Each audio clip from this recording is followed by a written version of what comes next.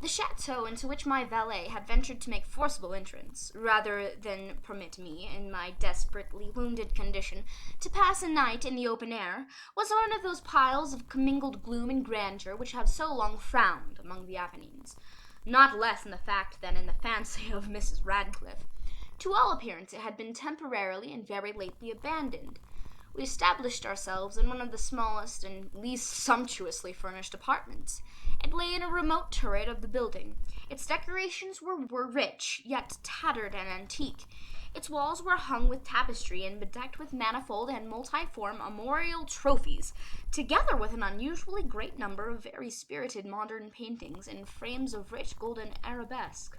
In these paintings, which depended from the walls not only in their main surfaces, but in very many nooks which the bizarre architecture of the chateau rendered necessary, in these paintings my incipient delirium, perhaps, had caused me to take deep interest, so that I bade Pedro to close the heavy shutters of the room, since it was already night, to light the tongues of a tall candelabrum which stood by the head of my bed, and to throw open far and wide the fringed curtains of black velvet which enveloped the bed itself.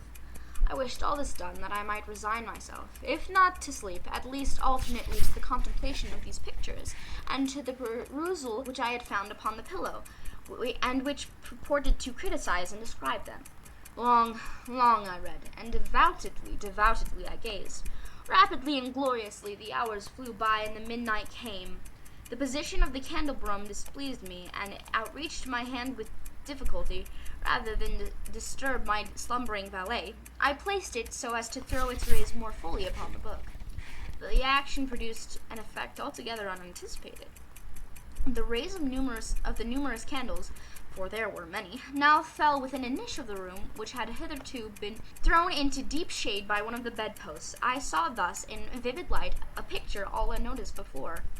It was a portrait of a young girl, just ripening into womanhood. I glanced at the painting hurriedly, and then closed my eyes.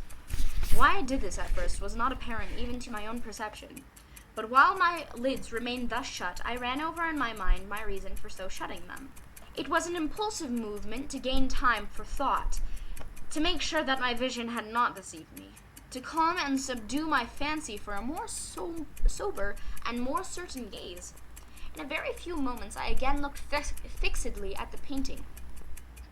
That I now saw aright, I could not and would not doubt, for the first flashing of the candles upon the canvas seemed to dissipate the dreamy stupor which was stealing over my senses, and to startle me at once into waking life. The portrait, I have already said, was that of a young girl.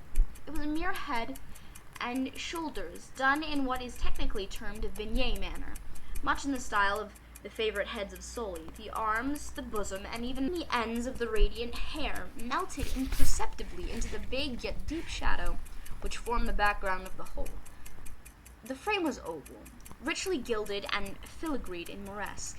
As a thing of art, nothing could be more admirable than the painting itself. But it could have been neither the execution of the work, nor the immortal beauty of the countenance, which had so suddenly and so vehemently moved me. Least of all, could it have been my fancy, shaken from its half-slumber, had mistaken the head for that of a living person.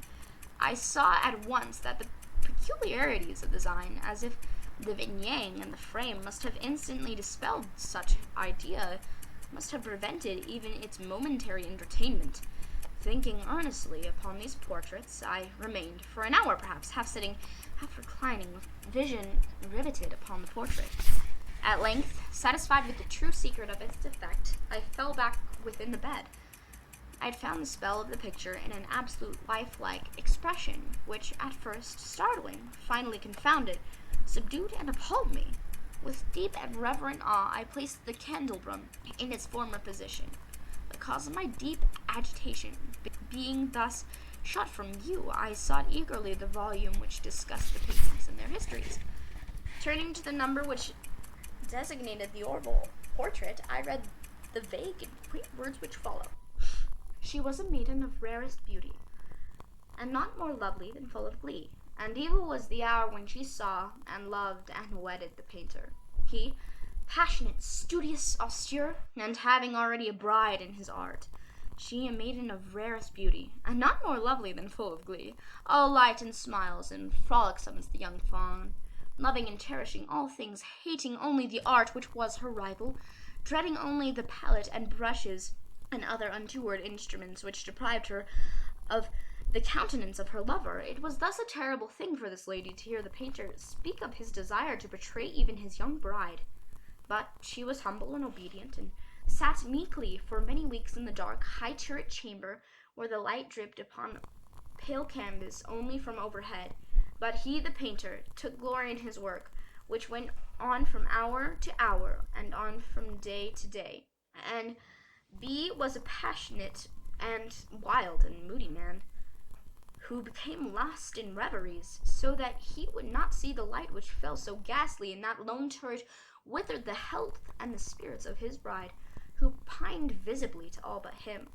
Yet she smiled on, and still on, uncomplainingly, because she saw that the painter, who had high renown, took a fervid and burning pleasure in his task, and wrought day and night to depict her who so loved him, yet who grew daily more dispirited and weak. And in sooth some who beheld the portrait spoke of its resemblance in low words, as of a mighty marvel, and approved not less of the power of the painter than of his deep love for her whom he depicted so surpassingly well. But at length, as the labor drew nearer to its conclusion, there were admitted none into the turret, for the painter had grown wild with the ardor of his work, and his eyes turned from the canvas merely, even to regard the countenance of his wife. And he would not see that the tints which he had spread upon the canvas were drawn from the cheeks of her who sat beside him. And when many weeks bad passed, and but little remained to do, save one brush upon the mouth and one tint upon the eye, the spirit of the lady again flickered up as the flame within the socket of the lamp, and the brush was given, and then the tint was placed, and for one moment the painter stood entranced before the work which he has wrought. But in the next, while he gazed, he grew tremulous and very pallid and aghast, and crying out with a loud voice, "This is indeed life itself!" turned suddenly to regard his beloved. She was dead.